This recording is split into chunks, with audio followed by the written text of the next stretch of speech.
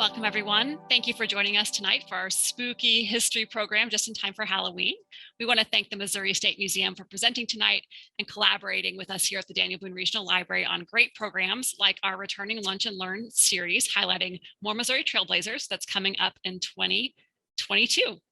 I'm Lauren Williams, and I'm here tonight with Pam Stone, who is the Senior Associate at the Holt Summit Public Library, a branch of the Daniel Boone Regional Library. For tonight's program, Ghostwriters, Spiritualist authors in early 20th century St. Louis, we are joined by Lucas Schwartze, Park Historic Site Specialist with the Missouri State Museum. Lucas has been an interpretive resource specialist with the Missouri State Museum for 5 years, providing interpretation on a variety of topics relevant to Missouri's history and natural resources. Lucas obtained a BA in archaeology from Washington University in St. Louis and an MA in anthropology from the University of Nebraska in Lincoln. Thank you all for being here, and now I'll turn things over to Lucas. Hi, Lucas. Hey, everyone. I hope that you're doing all right this evening, and thank you for joining me for this presentation on Ghostwriters. It's kind of an interesting subject. It's also a very unusual one I'd never even heard of before, and I grew up here in the state of Missouri. Now, we did go ahead and pre-record this program, so that way, if something were to have happened to me, we'd still have the presentation for you. Plus, it allowed us to add some subtitles for it. So I will go ahead and I'll get that running for you all here, and then we'll do a Q&A session afterwards. Welcome to the Missouri State Museum's presentation, Ghostwriters, a look at two spiritualist authors in early 20th century St. Louis. First, you may be wondering how I came across such an unusual topic, and honestly, it started off one day while I was doing some research on Mark Twain for a kids program. During this time, I came across mention of a book called Jap Heron that was supposed to have been written by him, but had been published 10 years after he had died. I soon discovered that it was created by a lady who claimed she'd contacted Mark Twain's ghost via an Ouija board. Well, I followed that rabbit hole and discovered yet another author from St. Louis who wrote books using a Ouija board, and thought that it all sounded like a pretty interesting story that was relatively unknown. Having grown up in Missouri, of course I'd heard lots of stories about Mark Twain, but I'd never come across this before, and I wanted to share these somewhat unbelievable stories with everyone. Now, spirits providing inspiration for stories was not as uncommon as I thought, though. William Butler Yeats actually attributed some of his works to a spirit he called Leo Africanus, who was a 16th century geographer. Today, we'll be looking at two women from St. Louis who claim to have contacted spirits via the Ouija board, who dictated novels to them. And I'll also give a brief overview of the spiritualist movement for those of you who are not familiar with spiritualism. Also, as we progress through the program, I'll have an Ouija board set up at the top left corner, so keep an eye on it as we may get a message. Spiritualism really started with the Fox sisters, these three sisters here. We have, from right to left, Maggie, Kate, and their older sister Leah in this portrait. In the weeks leading up to March 31st, 1848, the Fox family had been hearing this mysterious knocking noise all throughout their house. But no one could explain what was causing it. This caused their mother to panic, as she became convinced the house was haunted.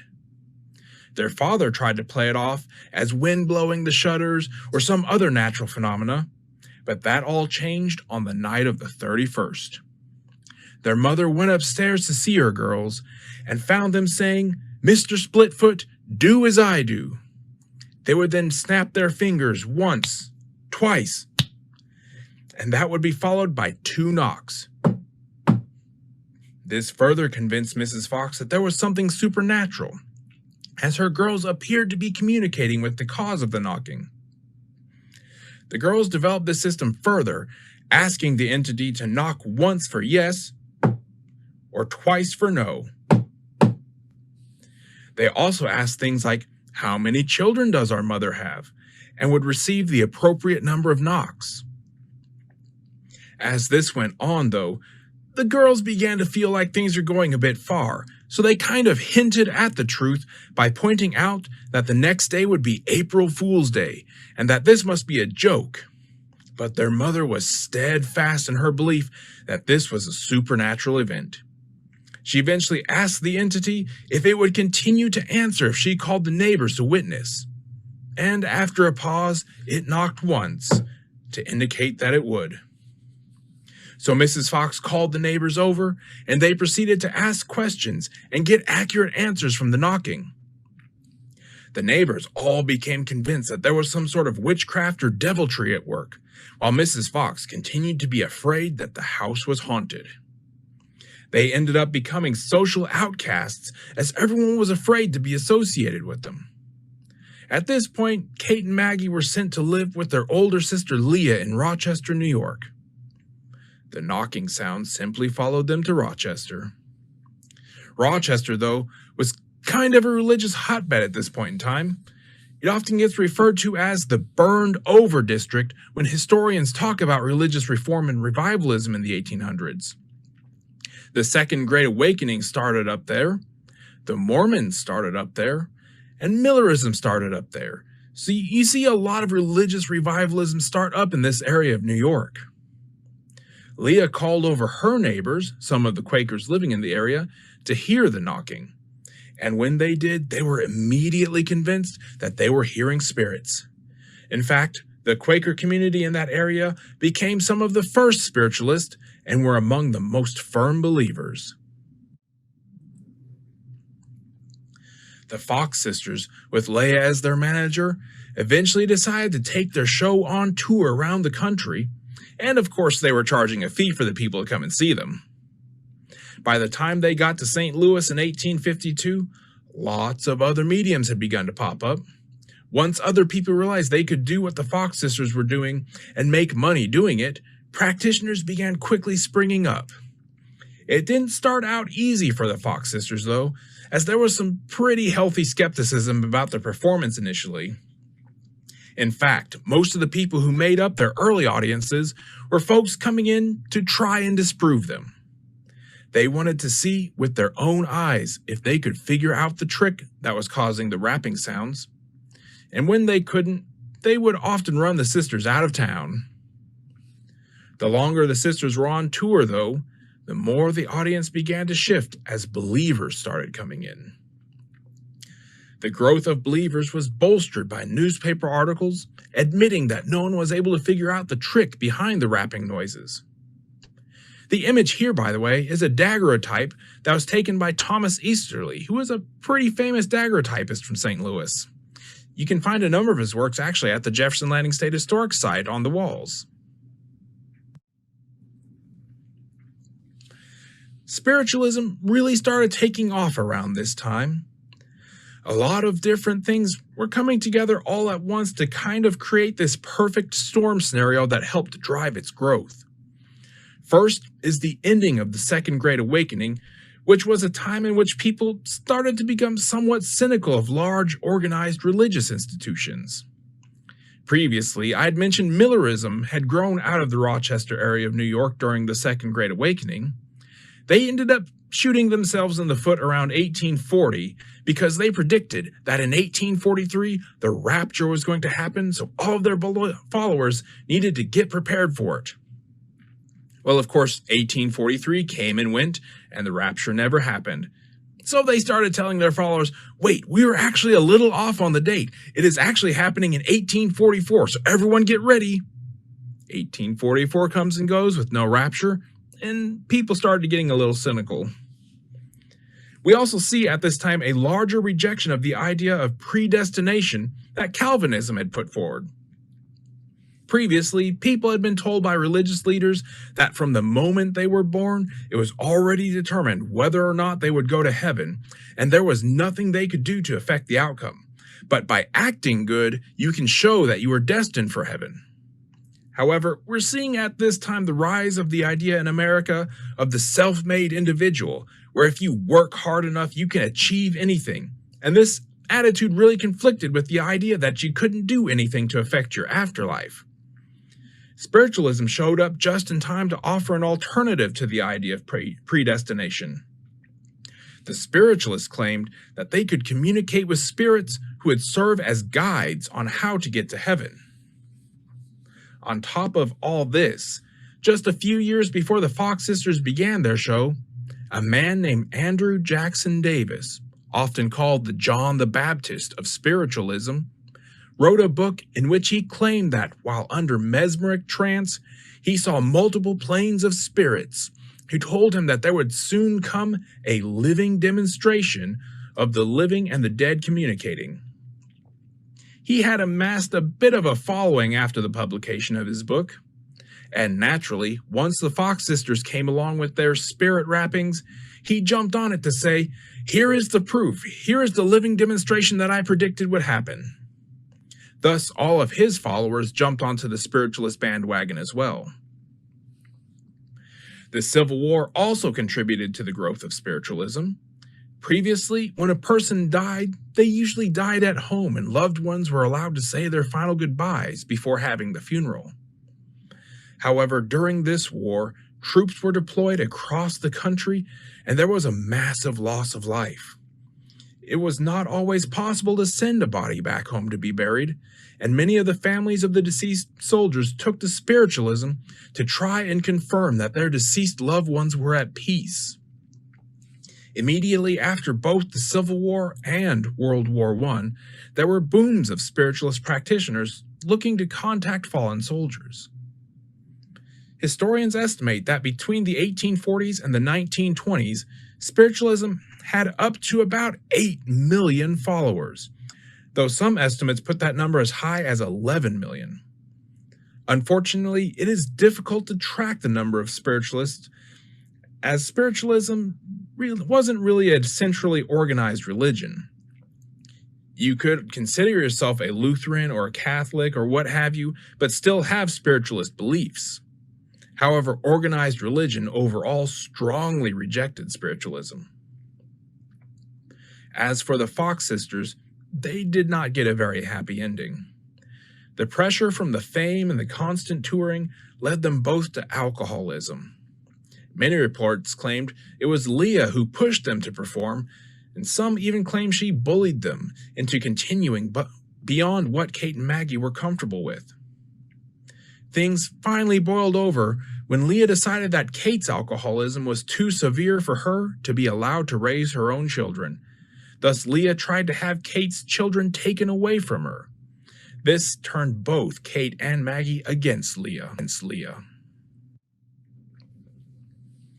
In 1888, Maggie came out with a confession that what she and Kate had been doing was all one big hoax.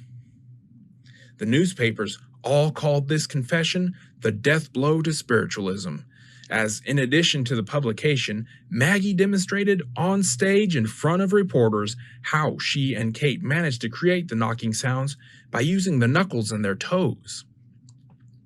It allowed her to make these very loud sounds without moving her arms or legs. However, even though the newspapers all hailed this as the death blow to spiritualism, by this point the movement had grown so large that it was able to survive Maggie's confession. Later on, Maggie and Kate became so impoverished that they tried to recant the confession, but by that point both the spiritualist and the non-spiritualist had decided that they'd had enough of them, and they both ended up dying in poverty. Now, spiritualism quickly came to be associated with social reform, thanks to many of the early adherents coming from the Quaker community, who tended to be very socially progressive.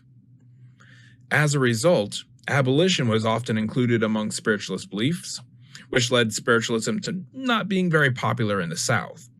It was rare to find spiritualist circles below the Mason-Dixon line, outside of larger cities like New Orleans. Additionally, since the vast majority of the mediums in the spiritualist movement were women, temperance and women's rights, notably suffrage, were also included in the spiritualist beliefs. In fact, while researching this topic, many of the authors noted that while not every feminist was a spiritualist, every spiritualist was a feminist. Spiritualism also became so popular that it reached all levels of society.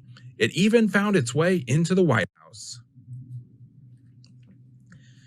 There were actually two first ladies who held seances in the White House. The first was Jane Pierce, the wife of Franklin Pierce. Jane Pierce had suffered a number of tragedies during her life. The worst, though, was the death of her young son, Benny. He died in a train crash just before the inauguration of Franklin Pierce. Worse still, she saw him die in front of her. She was so distraught that she locked herself in her rooms and turned over all the responsibilities of the First Lady over to the wife of the Secretary of State. She was completely inconsolable. Some sources even claimed that she would write letters to her dead son to beg for forgiveness for not being able to protect him.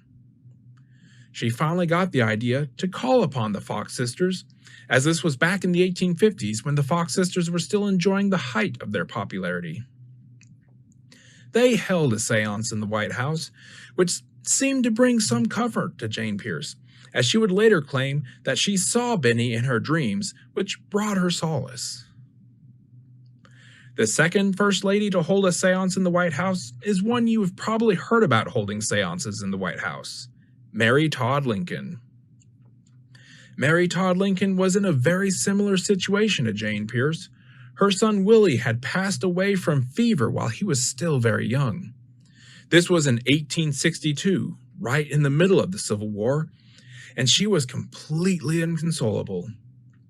She ultimately decided to start bringing in mediums to hold seances as well. After the seances, she began to claim she not only saw Willie in her dreams, but also apparitions of her deceased son appeared before her. Supposedly, she even dragged her husband, Abraham Lincoln, in to witness some of these seances, but from all accounts, Abraham Lincoln only went to appease his wife. There was no indication that he held any stock in spiritualist belief. Unfortunately, it may have been worth listening to what some of the spiritualists had to say, because one of the mediums Mrs. Lincoln had come into the White House was a gentleman by the name of Mr. Colchester. During a seance several weeks before Mr. Lincoln's assassination, Mr. Colchester had warned Lincoln that his life was in danger. As it turns out, Mr. Colchester was actually a drinking buddy with John Wilkes Booth, and may have had some inside information about the assassination plot and was trying to warn President Lincoln in a circumvent way.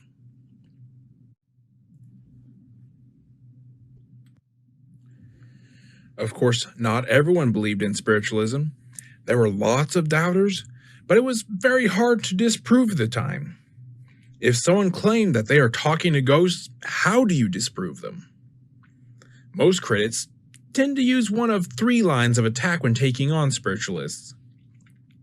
Some would simply accuse them of fraud and try to prove the fraud, which could be very difficult. After all, the Fox sisters were successful at hiding the trick because they were able to use the bones in their toes to make the knocking sound. Unless someone were to get at their bare feet and watch carefully, it would not have been possible to catch them. Others would say that there was something causing the sound that was not produced by the medium, but was something explainable in nature, like a magnetic flux in the air or static discharge. The third line of attack was the one most commonly used by religious institutions, and that was to admit that there was something supernatural, but that it was diabolic in nature. There weren't friendly ghosts or spirit guides, but demons trying to lead people astray. Now, why did so many people fall for it? Well, electricity had just been harnessed in the 1830s, magnetism had just been discovered, which resulted in technological leaps. So people began to think that with all these new advances, maybe it was possible to communicate with spirits. For the average person who didn't know how magnetism or electricity worked, these forces may well have seemed like magic. Additionally, telegraphs had just been established, which allowed people to send messages from St. Louis to Washington within minutes. The spiritualists attempted to claim that what their mediums were doing was similar to the telegraph. It was just another form of long-distance communication. There was also a biblical precedent for humans communicating with the dead in numerous stories found within the Bible. So the spiritualists claimed that spirit communication was something that had been going on for thousands of years, but that people had forgotten how to do it and had finally rediscovered how to do so. Additionally, it isn't like today where you can connect someone to a polygraph machine to test if they're lying. There were no infrared cameras to see if someone is sneaking into the seance circle to move things around after the lights were out. It was very hard to test for falsehoods. Ultimately, the best medium busters ended up being magicians, such as the most famous here, Harry Houdini. Magicians were so good at it because they spent their careers doing sleight of hand tricks to make people think they had seen or heard things that weren't really there. They were in on trade secrets, so to speak, and thus had the greatest success in revealing fakes. In St. Louis, by 1865, Andrew Jackson Davis, the John the Baptist of spiritualism, had moved in and established the first spiritual society of St. Louis. They had weekly services and even established a Sunday school for kids to learn about spiritualism. In addition to that, by 1899, 6 new spiritualist societies had been established in St. Louis, according to the Encyclopedia of the History of St. Louis, published that same year. Between 1852 and 1887, 4 spiritualist newspapers had been founded in St. Louis. Granted, they were not all circulating at the same time. Spiritualist newspapers tended to pop up and disappear very frequently. Throughout the nation's history, there have actually been over 200 spiritualist newspapers in languages including English, French, and German. Most of these newspapers didn't last more than 3 to 5 years, though. In fact, the 4 we had in St. Louis only lasted for about a year each. There were actually 2 more spiritualist newspapers in Missouri, both in Springfield, and one of those actually lasted for 20 years, making it one of the longest-lasting spiritualist newspapers in the nation.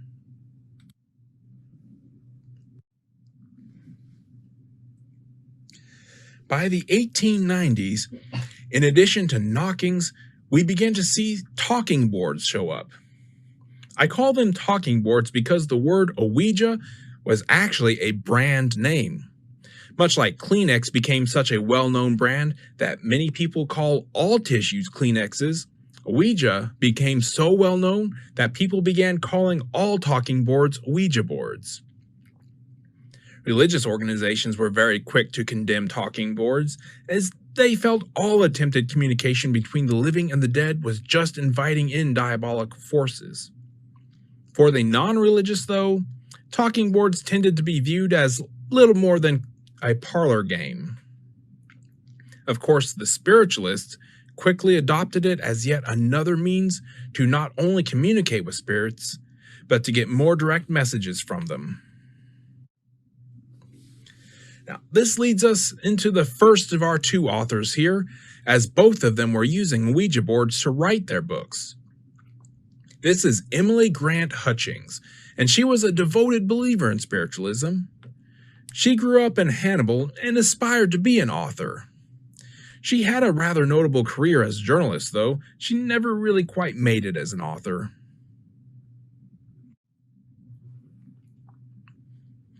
In fact, her work as a journalist had made her so well known that in the 1914 edition of Notable Women of St. Louis, they gave her a 4-page feature talking about her contributions.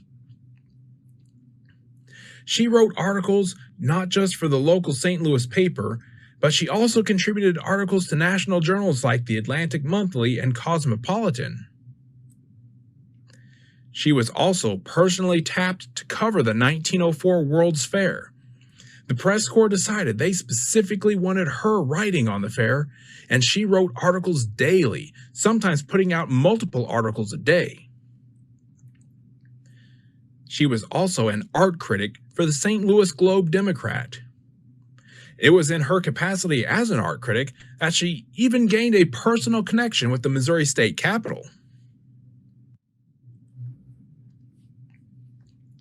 When the Capitol Art Commission was deciding on some of the lunette paintings that would be placed in the second floor, one of the senators decided that he didn't really like the lunette paintings.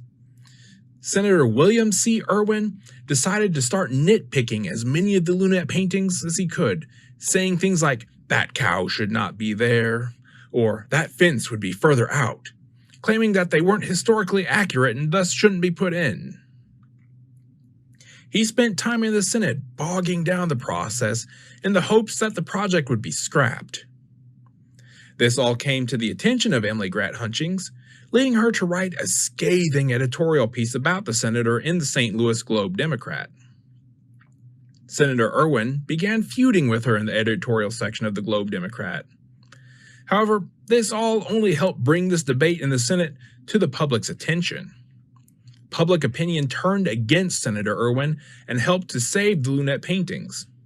Without Emily Grant Hutchings' intercession, we may not have the lunette paintings in the Capitol today.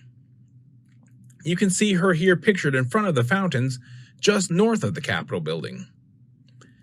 If she had done nothing else, she would simply be remembered today as a successful journalist. But sadly, that was not how the story would play out. As I mentioned earlier, she was an inspiring author, and she was determined to make a name for herself as such. She did get one book published under her own name.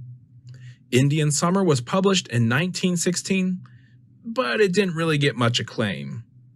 She even tried contacting Mark Twain to ask for writing advice.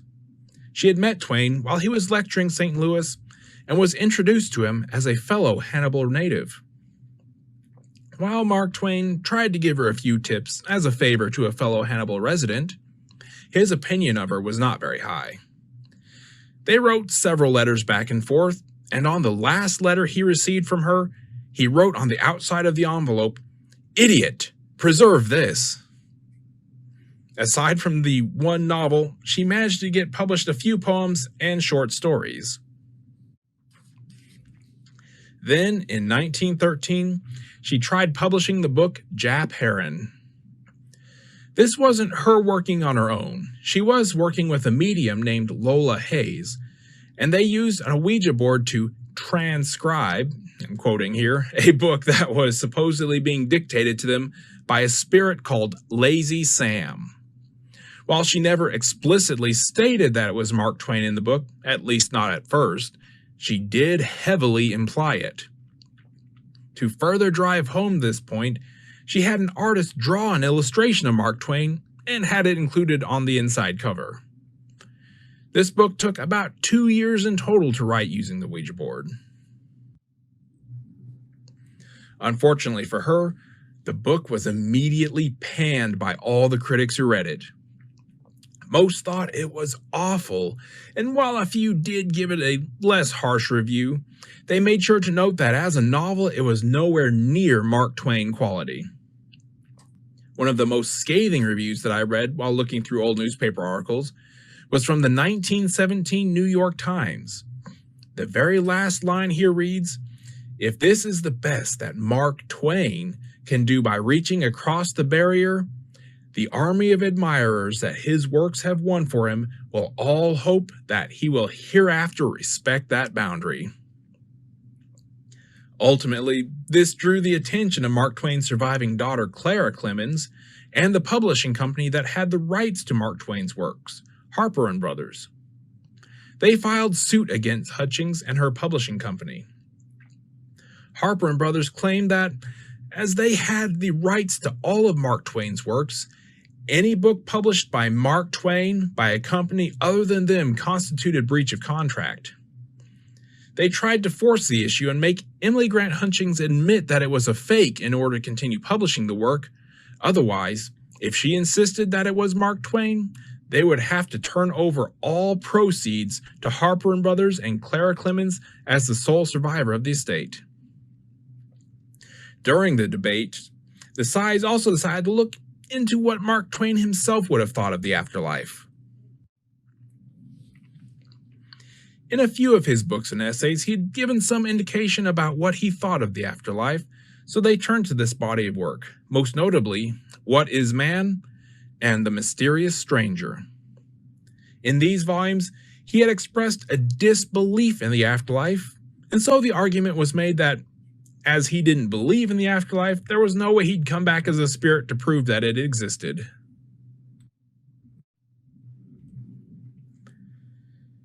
Throughout the proceedings, the press, of course, had a field day with the prospect of it going to trial. Example headlines like this one, "Ghosts in Court," and variations of the bottom line of this article was used in a lot of the old newspaper articles.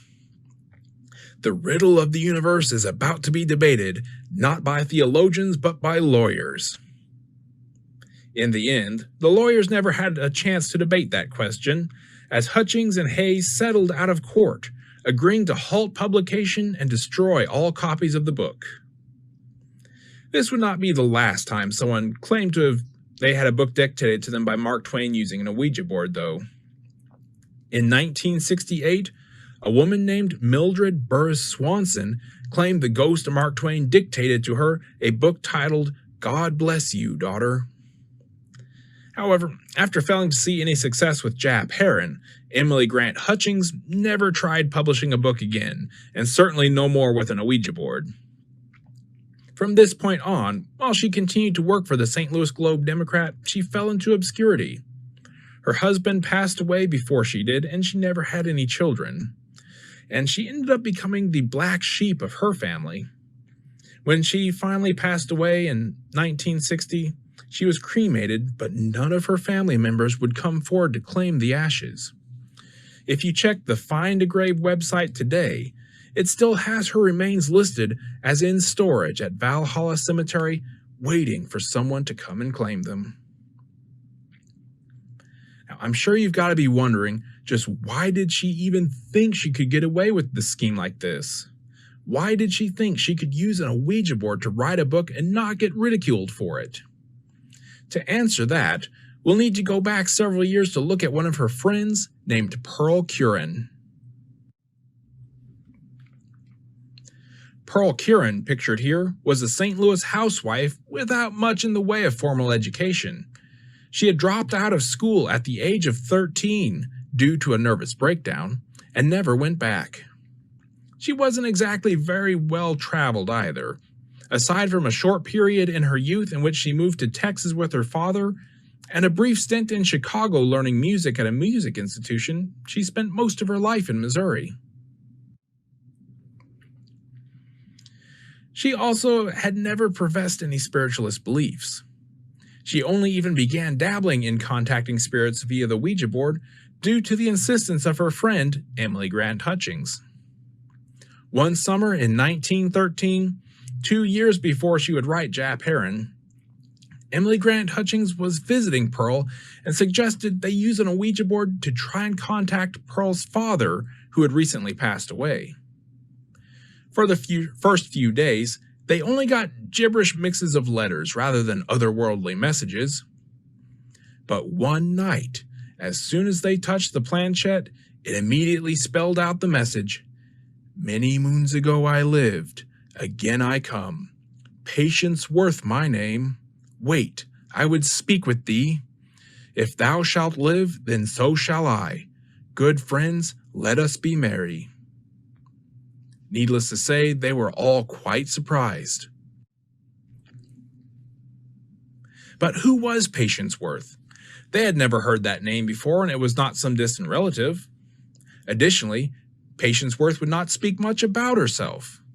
They did inquire about her, but ultimately she gave them the answer, "About me ye would know much. Yesterday is dead. Let thy mind rest as to the past." That isn't to say they were completely unsuccessful in getting some information. For example, they managed to get an approximate date of birth in either the year 1694 or 1649, and that she was born in Dorsetshire, England. Later on in her life, she immigrated to America, settled near Nantucket, and was killed in a raid by Native Americans. When people pressed to know what tribe was responsible for the raid, though, she answered, "Would ye with a blade at thy throat seek the affiliation of thine assassin?" Essentially, she did not know and didn't bother asking while they were trying to kill her. One thing that really made her extraordinary at this time, though, was her lack of interest in doing what other spirits contacted via a Ouija board typically did. She wouldn't make predictions about the future, or disclose secrets about the past, or help people locate lost people or things. Instead, what we got from Patience Worth was a literary avalanche. Over the course of almost 25 years, Pearl, while claiming to be channeling Patience via the Ouija board, produced 7 novels. These weren't small volumes either. The first novel, The Sorry Tale, was 640 pages long. There were also over 2,500 poems and several plays. If you visit the Missouri Historical Society, they have over 29 volumes of material produced by Patience Worth, including, in addition to her literature, conversations, witticisms, and aphorisms. She was a very verbose spirit. At one point, Pearl Curran claimed that when she was channeling the spirit of Patience Worth, she was producing as many as 80 words per minute from the Ouija board, which is quite impressive considering the average person can only type at about 40 words per minute, while a professional typist can hit about 80 words per minute on the upper end of the spectrum. I can't even imagine sitting at a board moving the planchette around fast enough to produce 80 words per minute. Pearl's husband had to develop his own shorthand method of transcribing just to keep up with her. After several years, though, she claimed she no longer needed the Ouija board as she began seeing the letters appear in her mind's eye once she sat to channel the spirit of Patience. Usually she would hold on to a handkerchief to aid in concentrating, and once she felt a slight pressure at the back of her head to indicate Patience was present, she would begin to speak out the letters as she saw them appear. Additionally, all of Patience's works, save one, were done in an archaic style of English. The style wasn't fully from one time period or another, which she claimed was done on purpose so that all would know it was her voice. Some of the words she used were even so archaic that Pearl Curran had no idea what they meant and had to look them up. The one novel that was not written in this archaic fashion, Hope Trueblood, was done in Victorian English as it was set in the Victorian period. Advertisers hailed this novel as a Victorian novel by a pre-Victorian author. While they were having fun with the concept, critics claimed that it could pass as being written by a Victorian author. Likewise, her novel, The Sorry Tale, A Story of the Time of Christ, was critically acclaimed for its historic accuracy. Literary tricks were actually one of the more popular things she did when performing for an audience, and unlike other mediums, Pearl made these appearances for free. Often, she would have an audience member spontaneously suggest topics for poems, and once a topic was presented to her, she would immediately compose a poem on it. As you can see from this newspaper headline, she was quite prolific at it too.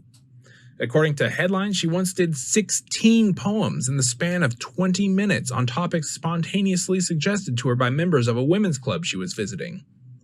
I don't know about you all, but I think I might have difficulty doing 2 to 3 poems in 20 minutes on random subjects, let alone producing 16 in the span of 20 minutes. One of the more celebrated challenges, though, was to write a poem that was 25 lines long, and each sentence had to start with one letter of the alphabet each, excluding the letter X, which she quickly completed without pause. Another trick was working on multiple compositions at once. For example, she once wrote 4 different poems while alternating between which poem she was working on at the end of each sentence. She could also do the same sort of alteration with her novels, using one sentence to add to the novel while the next went towards a poem, then back to the novel. She even once rewrote an entire chapter from one of her novels after Pearl's husband lost the chapter. However, once Pearl no longer needed the Ouija board to dictate what Patience was writing, she got in on the tricks as well. While Patience was busy writing, Pearl was capable of doing other things while dictating the letters she saw at the same time. For example, while speaking out loud the letters she saw in her mind's eye for one of Patience's poems, she could write a completely ordinary letter to a friend.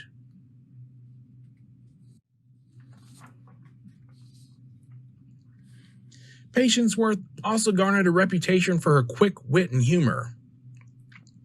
For example, once during Prohibition, she was asked to produce a poem on spirits, to which she asked if they meant distilled or deceased. In another instance, a reporter accused her of being a fake, to which she replied, "A phantom? Weel enough, prove thyself to me." Another time, when asked about death, she replied, "Cheap pence paid for eternity, and yet man whines." And among her aphorisms are included lines such as, "A pot of wisdom would boil to nothing ere a doubter deemeth it worth tasting," and "No man is wearied sorer than he who is wearied of himself. When a fool becomes wise, he falls silent." But I'm sure you've got to be wondering what the literary critics thought. After all, those critics harshly panned Emily Grant Hutchings' attempt at literature via the Ouija board. Well, literary critics largely praised her works. Starting out, it was the two men pictured here that really provided the push to get her works in the national spotlight. The first gentleman I'll mention is Casper Yost, pictured on the bottom. He was one of the editors of the St. Louis Globe-Democrat who sat in on a few of Pearl Curran's sessions and became a fervent believer in Patience Worth. So much so that he eventually wrote an entire book on Patience Worth. He even traveled to Dorsetshire, England, to look for sites mentioned by her in an attempt to prove her existence. While Yost's book put Curran into the national spotlight, the gentleman pictured at the top on this slide, William Marion Reedy, put her in the literary spotlight through his magazine called Reedy's Mirror, which was one of the most famous literary journals in the Midwest. It helped bring authors like Robert Frost, Sarah Teasdale, and Emily Dickinson to the attention of the public at large. He even published part of Edgar Lee Masters' Spoon River Anthology in this journal. Because of his magazine, he was something of an influential figure in literature. At first, Reedy was pretty skeptical about the works attributed to Patience Worth. He figured it was all part of charade intended to help Pearl Curran make a name for herself. However, he decided to sit in on several of Curran's sessions, and afterward he was converted into a firm believer. He and Patience became fast friends, and Patience gave him the nickname Fattawide. In addition to Reedy, 5 of Patience Worth's poems were included in the prestigious Braithwaite magazine's listing of the top poems of 1917.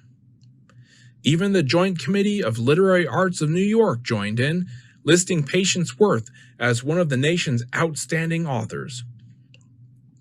Accolades came in from across the entire country, and they all credited the spirit, Patience Worth, rather than the medium, Pearl Curran. Here are a couple of examples of Patience Worth's poems. First, one of the most famous poems she composed was called Child's Prayer.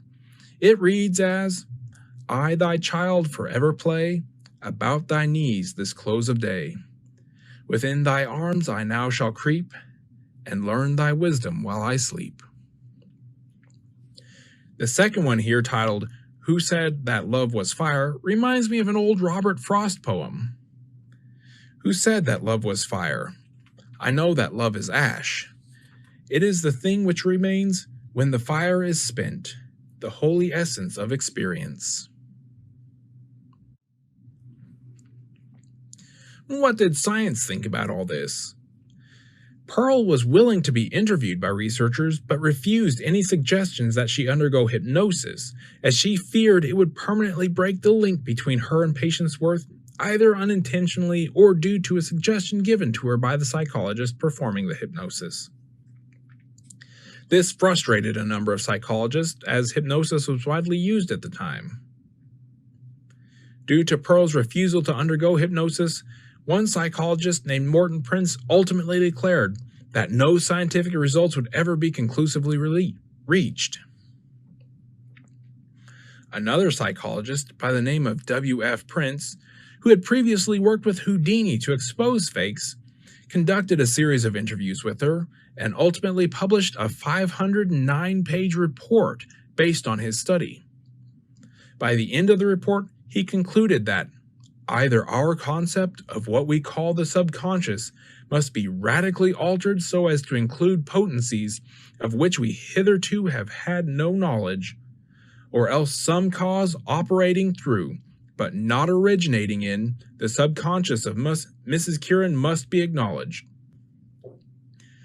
A large part of this was attributed to the fact that all communication by Patience Worth was done in an archaic style of English, similar to Shakespeare or Chaucer's style of English. She was a St. Louis housewife who had dropped out of school at the age of 13, so there was no reason for her to know how to speak in this style. W.F. Prince, as part of his study of the case, had even visited the areas where she had grown up and put out advertisements asking for people to come forward and tell him that in her youth she had studied Shakespeare or Chaucer. He believed that people enjoyed pointing out falsehoods so much that someone would be eager to bring such evidence to light, but ultimately no one came forward to report that such was the case. Not only that, but numerous people from these areas came forward to support Pearl's claim that she had no way of knowing it. A third psychologist from Washington University in St. Louis, named Dr. Charles Corey, proposed that Pearl Curran may have had a dissociative personality disorder, more commonly known as having a split personality. He further postulated that this was a very rare type in which both personalities could be present at the same time, rather than only one or the other. Further, he argued that Patience Worth's personality was a genius caliber personality. Other scientists, though, maintained that she was a fraud, and even postulated that she may have learned archaic English while traveling in the Ozarks. I don't know how many people speak archaic English down in the Ozarks, but I know I've certainly never met any. And others postulated that she may have learned it by listening to her husband read Shakespeare or Chaucer, or was studying before her sessions. We also have some insight in what Pearl herself thought about the situation. During an interview with the New York Tribune in 1919, she claimed, "Since Patience visited me, I've come to believe there is some grain of truth in what so-called spiritualists put forth, but for the most part I believe it to be fake. I never did put any stock in spiritualism, and have always been a healthy, wholesome-minded individual. Patience has not made me morbid, and believe me, there are no spooks around me." Even after channeling the spirit of Patience Worth for 6 years by this point, she still would not call herself a spiritualist.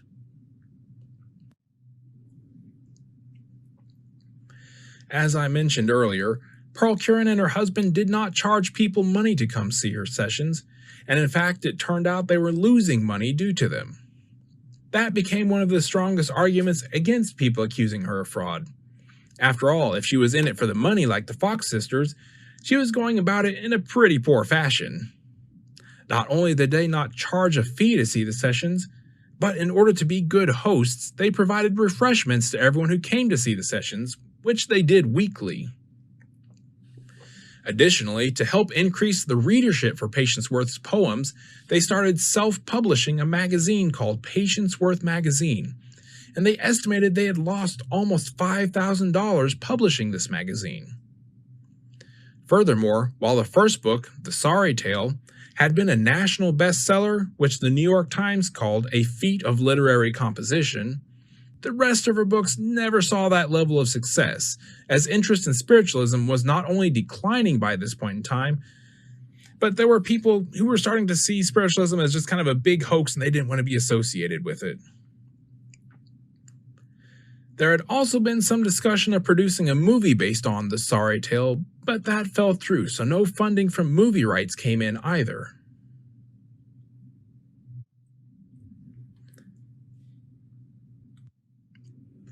There was one movie made, however, It was based on a short story that Pearl Curran wrote under her own name rather than Patience Worth. She had submitted a story to a magazine which she titled Rosa Alvaro Entrante, which got picked up by Goldwyn Pictures and made into the movie What Happened to Rosa. It was a silent film made around 1920, and as it is now in the public domain, you can watch it for free online. The film company told her afterwards that they were very interested in producing more films based on the script she wrote, if she wished to continue writing for film. If Pearl had wanted to, at this point, she could have dropped Patience Worth and branched off into what looked like a very lucrative career writing for film under her own name. But she decided that it wasn't for her.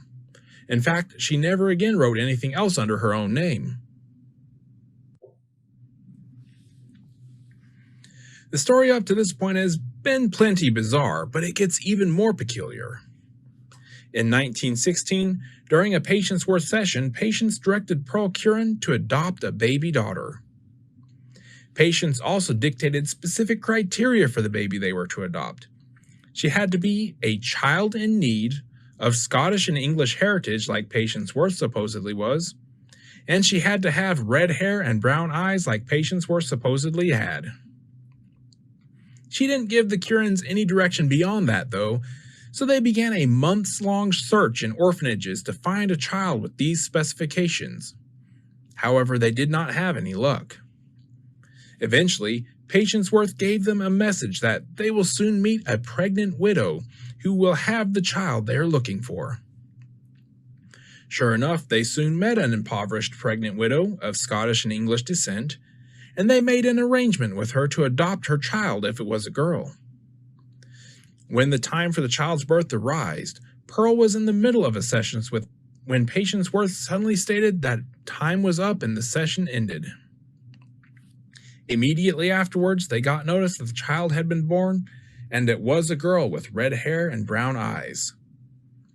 The widow agreed to let the Currans adopt the baby, and several months later passed away. The baby was named Patience Worth Curran, also known as Patience Wee. Patience Worth was said to have had a lot of influence in how Patience Wee was raised. She was consulted on topics such as how to dress the child, which she insisted be spinster prim, with the one exception being the crucifix, which no Puritan child would have ever worn.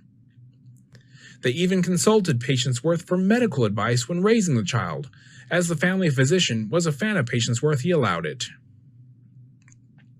Any herbal remedies Patience Worth recommended for illness, the doctor would prepare and administer to the child.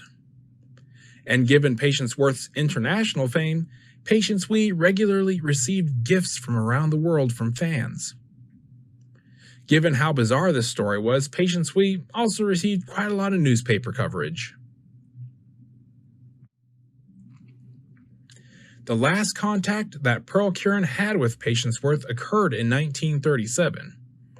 One old newspaper article reported that the last message Pearl received was, "We are nearing farewell.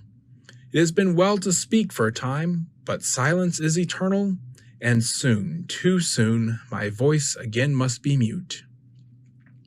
A few weeks later, Pearl was speaking to a friend about the episode and told her, "Oh, Dotsy, Patience has just shown me the end of the road, and you will have to carry on as best you can." Several weeks later, Pearl Curran caught pneumonia, and she passed away on December 4th of 1937. Interest in the Pearl Curran case seems to resurge every few decades. When searching through catalogs of old newspapers, you can see I came across over 2 million hits searching for Patience Worth. There were not only articles from when Pearl was alive, but articles would show up in the 1950s and again in the 1970s. Again, every couple of decades, interest would revive. Even today, there really isn't any consensus on what was happening, though. In fact, most of the same arguments for when Pearl Curran was active are still being made today. The dissociative personality theory is still popular, though it does stumble over the fact that multiple personalities generally don't get expressed simultaneously. Another theory holds that Patience Worth was what Pearl Curran called the internal inspiration for her own creativity, much like the muse in classical Greek thought. Perhaps, raised in a world in which spiritualism was popular, rather than understanding her inner inspiration as a muse, she thought of it as a ghost contacting her. There are also plenty of people who maintain she was a talented trickster committing a massive fraud. However, the biggest problem with the trickster theory is the motive. We've seen that not only was Pearl Curran not making money, but she was in fact losing money performing sessions for the public. She did eventually begin charging fees after her husband passed away and she no longer had any other source of income. If she was looking for fame, while she did garner a little fame after the publication of the first book, interest in spiritualism began to rapidly decline, so she was seen as more of a curiosity. Additionally, all of the literature was credited to Patience Worth rather than Pearl Curran. Had she wanted to be famous, when the offer to become a screenwriter was made, she could have abandoned the Patience Worth persona to get her own name into the spotlight. Ultimately, we may never reach a satisfactory conclusion, so everyone will have to decide for themselves what was happening. Now, if you would like to read some of the works that were mentioned in this program, some of them have been digitized and are available to read online for free. If you visit the archive.org website, you'll find a copy of Jap Heron, the book Emily Grant Hutchings put out that was supposedly from Mark Twain. There are also 3 of the books put out by Pearl Curran under the name Patience Worth. The Sorry Tale, the book which was the bestseller and received a great amount of critical acclaim. However, be prepared if you try to read this one that it is 640 pages long and all written in that archaic style of English, so it isn't an easy read. They also have The Pot Upon the Wheel and Hope Trueblood, which was the only novel to be written in Victorian English.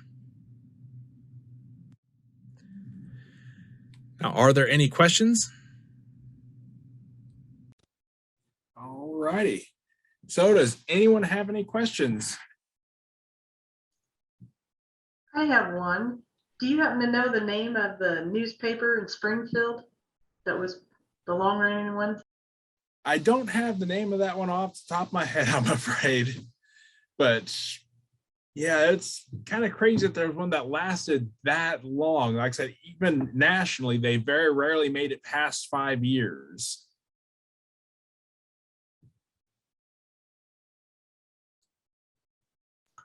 Okay, there's one question. Why was Rochester such a hotbed for religion?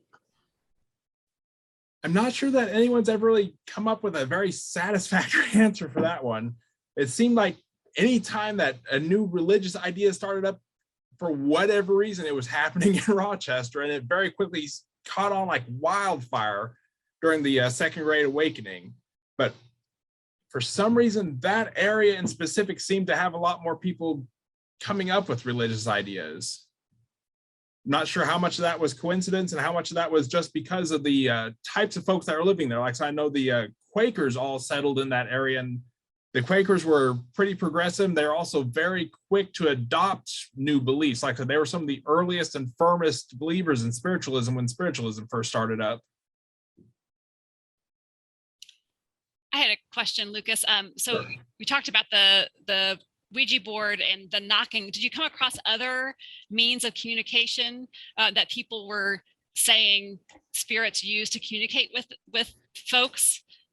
Now, before the invention of the Ouija board, one of the most popular ones besides knockings was actually called a table turning or table tipping. And people would have their hands on these tables, and the table would seem like it's starting to levitate or turn, and they would interpret, the turning this way for yes, this way for no. Some people even said that they'd seen I think at one point they saw a grand piano supposedly levitating, but I think that one might have been a bit of an exaggeration. Now, other spiritualists would claim that they could make things levitate or move around, or they could expel ectoplasm. And oftentimes that ectoplasm was actually like a cheesecloth, something like that, covered in some sort of slime they'd have in their mouth, pulling it out. or they'd have apparitions show up, which are like magazine faces cut out and covered in this cheesecloth. But because you're in this really darkened setting, you know, all the lights are off and it's kind of a spooky atmosphere, people are real quick to believe, oh, I'm actually seeing an apparition over here. A lot of the same tricks that magicians would use, you'd see spiritualists using.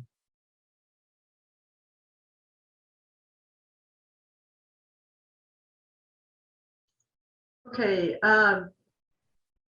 Kelsey also mentioned mental illness was mentioned with Pearl, but how much would you say did mental illness play in the spiritual movement? Now, I'm not going to go out and say that all the spiritualists are crazy, but a lot of times it was people who were, like I said, after the Civil War and World War I, especially folks who were grieving. They were wanting to find a way to deal with the fact that their loved one had passed away on some, you know, far off battlefield that they'd never see them again. So I wouldn't say so much mental illness as was grieving for the folks who were seeking out the mediums. And oftentimes the mediums were just hucksters taking advantage of the fact that people were grieving and, you know, trying to comfort them while earning a paycheck by claiming they could talk to the spirit's ghosts. Patience Worth and Pearl Curran's case was kind of unusual in that they weren't claiming they were contacting, you know, deceased relatives. They weren't, you know, trying to help people process grief. This was all about the literature. Okay, John wants to know whatever happened to Patience Wee. So Patience Wee, unfortunately, did not get a very happy ending either.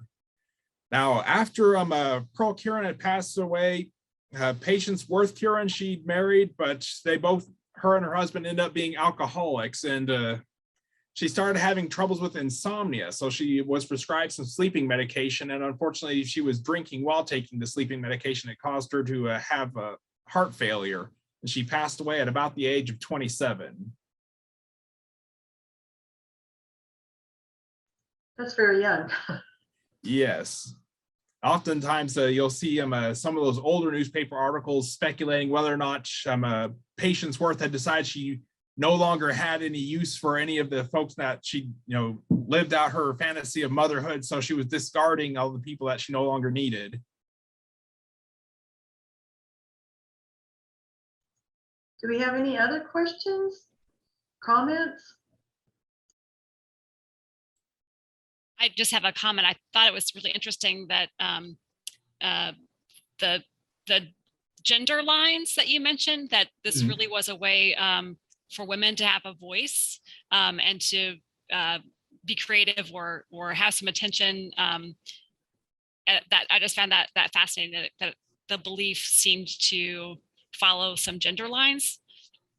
And it was actually a very empowering way for women to get a voice, because oftentimes, you know, the men in the society wouldn't listen to them, but they're not speaking on their own behalf. They're speaking on behalf of the spirit, who is then, you know, elevating anything that they said, because they're not speaking as, you know, the medium, they're speaking on behalf of someone else. So it's kind of a way for women to get out there and, you know, say, you know, we should be promoting temperance or suffrage or abolition, or, you know, whatever message they want to promote.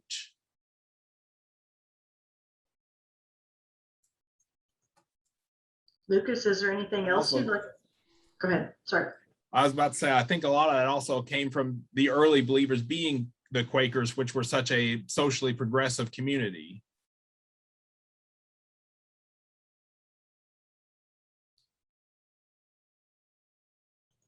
What was the message spelled out by your Ouija board in your presentation? So I got lost track. That was welcome to the Missouri State Museum.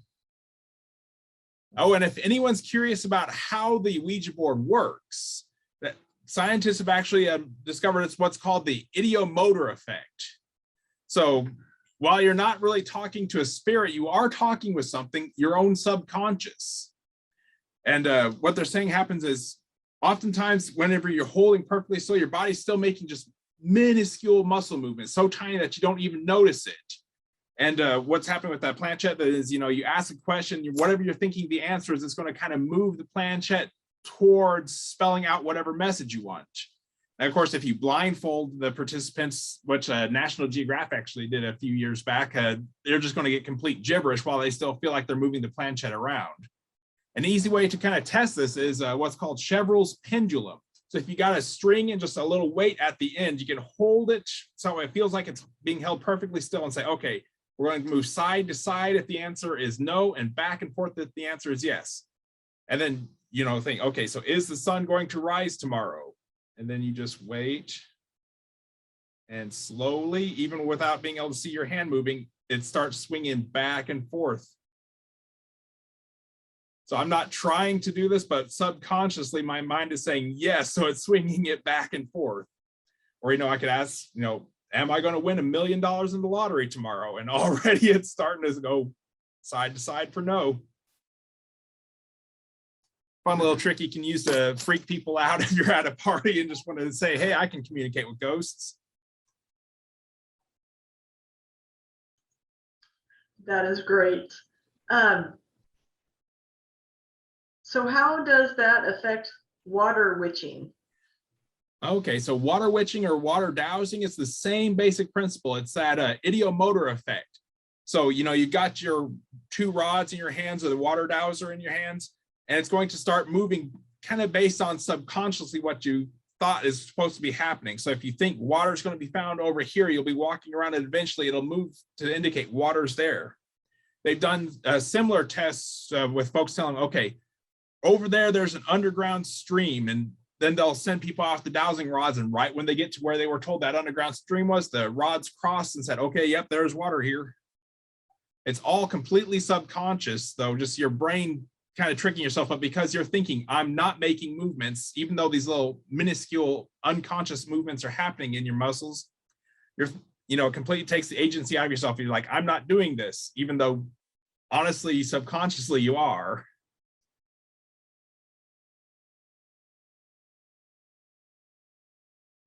Is there anything else that you would like to share that maybe somebody didn't bring up, or a question that you may have come across in your research with this? I believe that kind of covers most everything that I had, unless anyone's got any other questions. What do you got coming up at the museum?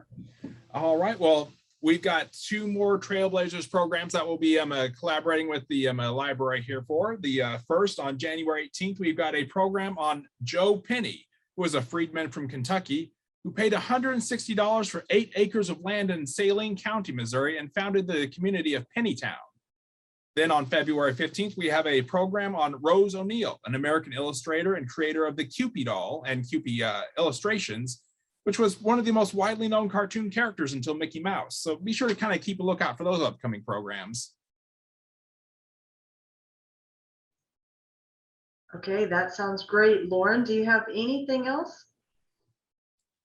I don't think so. I'm just putting a few links in the chat so that people can find out where to register for those programs when they are ready for people to register. So look for those in December at dbrl.org/events. Well, Lucas, we want to thank you again for sharing your time and expertise with us this evening. Very fascinating program. Make sure you check out the Missouri State Museum website as well as Daniel Boone website. And we want to thank everyone for joining us this evening, and have a great evening. Thanks for coming out, everyone. Thanks, everyone.